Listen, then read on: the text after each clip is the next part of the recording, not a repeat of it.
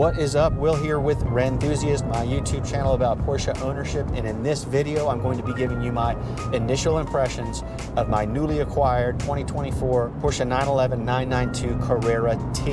I'm going to take you through the very positive aspects of my initial impressions have been, and then at the end of the video I'm going to give you some downsides of this car that I've discovered that aren't necessarily included in some of the other reviews that you'll see out there. First of all, I am overcome with gratitude that I own this car. It is such a dream come true to have this in my garage.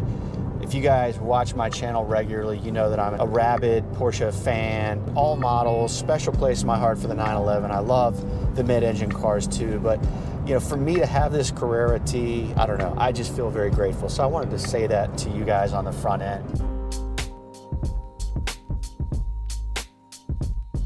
I'll try to condense this story for you. I had a 991.2, a 2017 911 Carrera S before I bought this car, and it was a fantastic car, but there was just certain things about it I didn't love. The spec wasn't great. It was black, which really wasn't my color. It was a manual. That's part of what made it so fun. But I ended up selling the car before I depreciated it. I experienced it for several months, and then I sold it, and I'll put a card up to my Carrera S video playlist at the end of this video, just in case you're interested in learning more about that.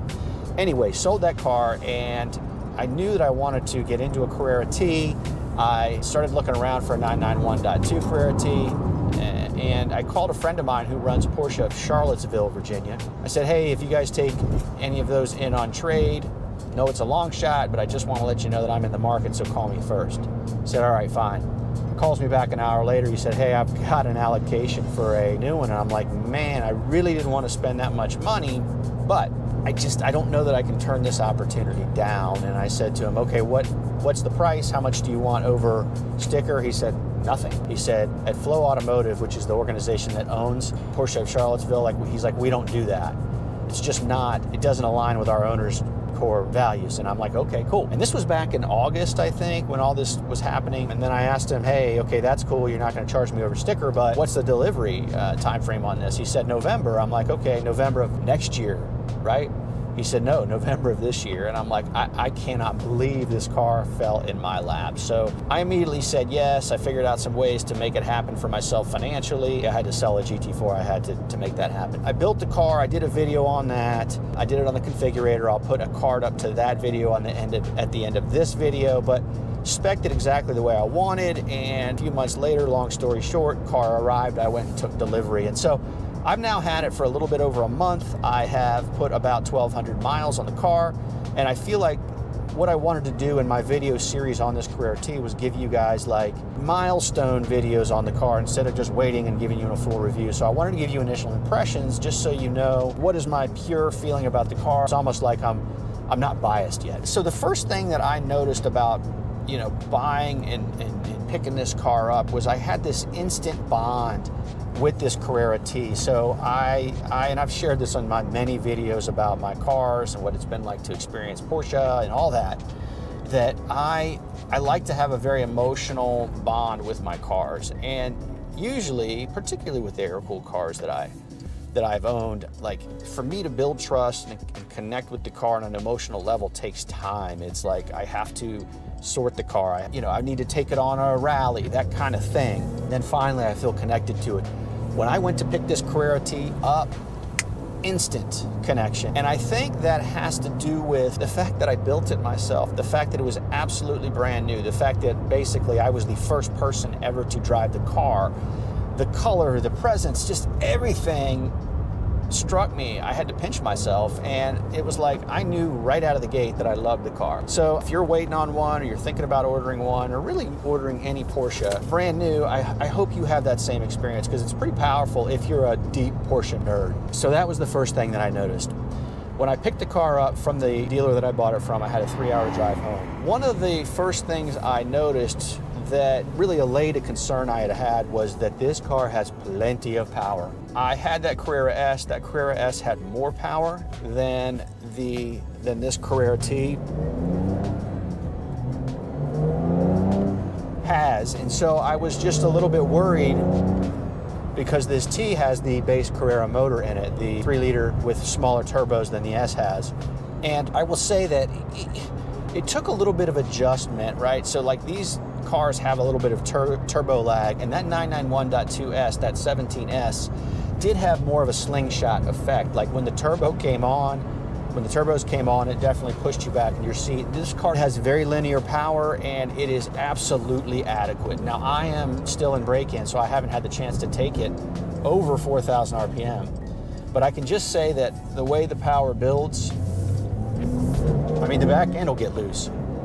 The way the power builds, you know that it's going to roll out when I get to start to really beat on the car. So if you're concerned it doesn't have enough power, like it definitely does. Nick Murray did a great video on, he reviewed this generation Carrera T, and he said it too, like this is plenty of power for public roads. And so don't worry about that. That was one thing that struck me right out of the gate. Next thing I want to talk to you about is rear axle steering.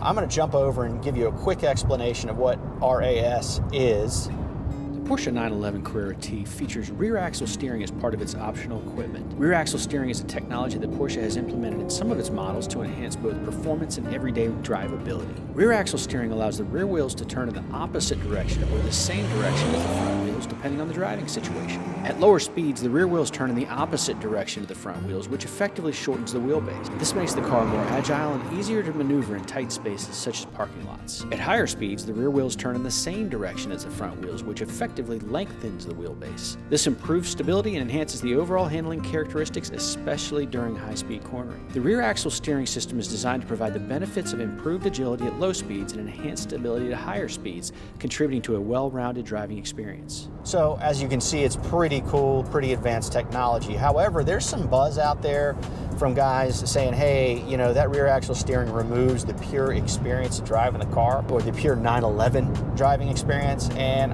I mean, I've driven my fair share of 911s. I kind of understand like where they might be coming from. In fairness, I don't have a baseline of a non-rear axle steering 992 driving experience, but in my view, rear axle steering is a must-have. I am so excited that I got rear axle steering. I wouldn't have expected any other way. I love how surgical it feels. It feels very nimble. It feels very like tossable.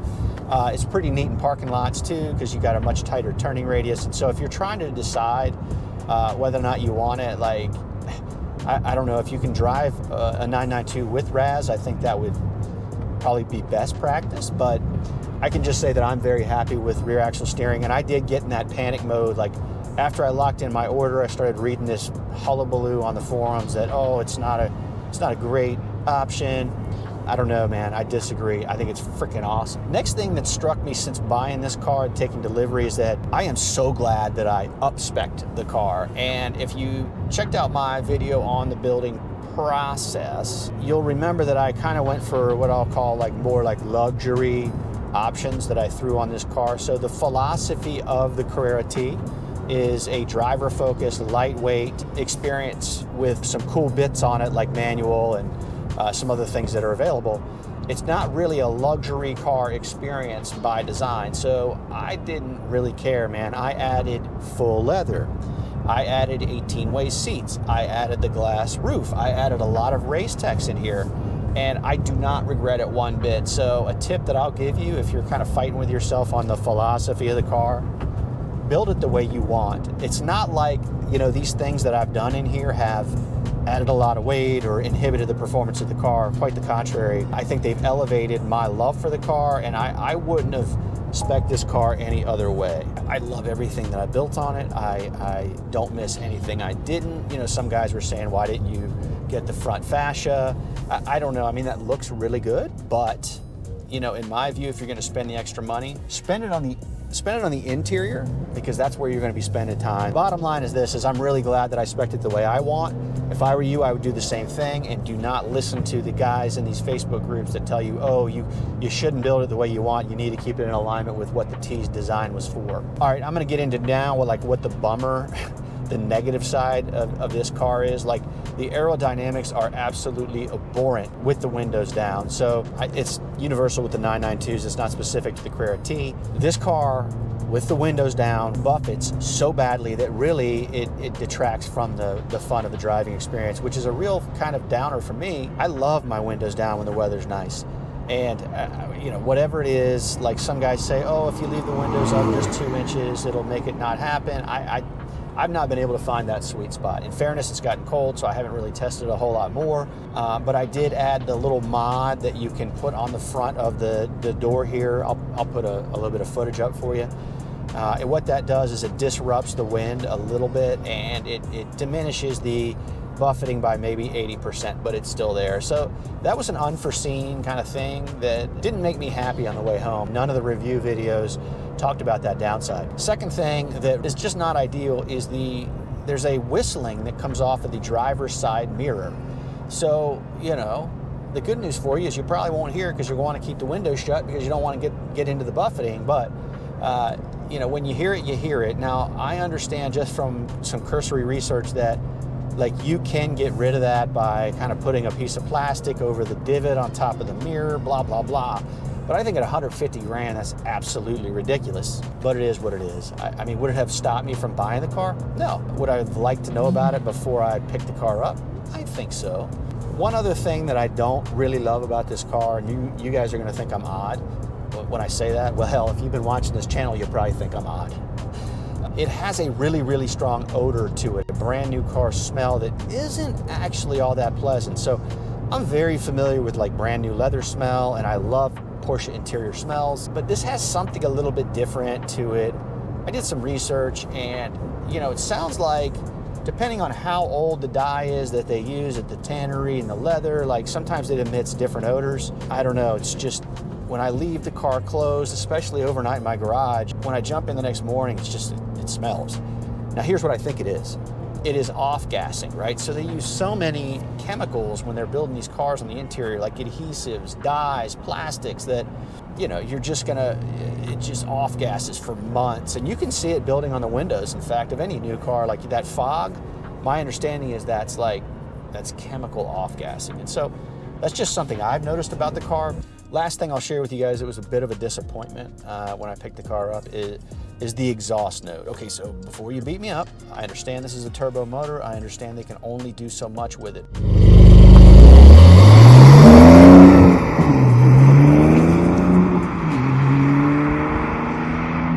My knowledge of what the sport exhaust can do on this 3-liter comes from the Carrera S that I had, and I really enjoyed the popping and crackling from the exhaust.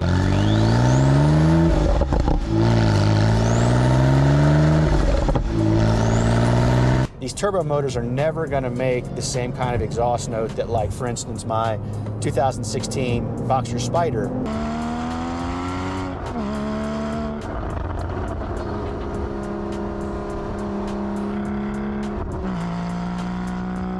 In the final analysis, the question is whether the Porsche 992 Carrera T lives up to the hype. Almost universally applauded by YouTube reviewers and automotive journalists alike, I was expecting basically a perfect car. Well, does the Carrera T deliver perfection in the form of an amazingly fun and rewarding driving experience? The answer is absolutely. After driving the car long distances on the highway as well as pushing it relatively hard on back roads, I'll just say there is something special and well put together about the Carrera T. Would I recommend buying one if you could score an allocation and are in the financial position to get one? The answer is hell yes. A couple other videos that are coming up on this car. I'm going to give you a full review once I've owned it for a little while. I want to put some miles on it. I want to get through break-in. So I'm going to give you guys that. I'm also going to do this, and I think you, if you're an air-cooled channel loyalist, you're going to question my sanity here. I'm going to do a video on why I think there are some similarities between air-cooled and this 992 Carrera T. I know air-cooled guys out there are going to be like, you're freaking nuts, and if that's you saying that, that's okay. Please don't forget to subscribe to my channel. I give subscribers all things Porsche, owner interviews, my experience is supporting the cars, I give you reviews, event coverage, and really anything else that comes along. I try to interview important people in the community as well. So if all that is your thing, please subscribe. Appreciate you watching. Hope to see you next time.